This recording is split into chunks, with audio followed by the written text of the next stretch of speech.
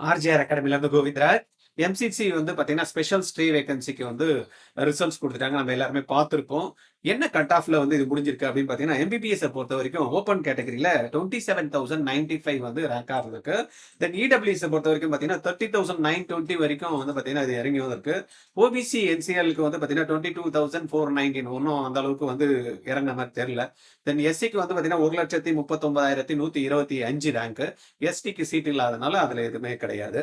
தென் பிடிஎஸ்ல வந்து பாத்தீங்கன்னா நம்மளுக்கு ஓப்பன்ல வந்து 63,424ல இருக்கு. இதுவே இடபிள்யூஎஸ் கேட்டகரியில பாத்தீங்கன்னா 64,423. ஓபிசி என்சிஎலுக்கு வந்து 66,849. தென் எஸ்சிக்கு வந்து 2,35,422. எஸ்டிக்கு வந்து பாத்தீங்கன்னா 3,20,940.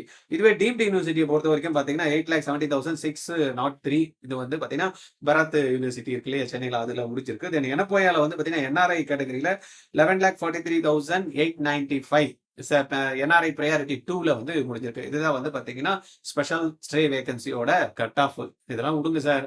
நான் அடுத்த வாட்டி எழுத போறேன் 2026ல. அதுல நல்ல மார்க் எடுக்கணும். எதனா வழி இருந்தா சொல்லுங்க அப்படின்னா, ஸ்பெஷலுக்கா வந்து பாத்தீங்கன்னா ஒரு பேட்ச், ஒரு 4 மாசம் பேட்ச் ஒண்ணு ரெடி ஆகி போயிட்டு இருக்கு. உங்களுக்கு ஐடியா இருந்தது அப்படின்னா, நீங்க அதுல ஜாயின் பண்ணிக்கங்க. ஜாயின் பண்ணணும் அப்படின்னா கால் பண்ண வேண்டிய நம்பர் 8695186953.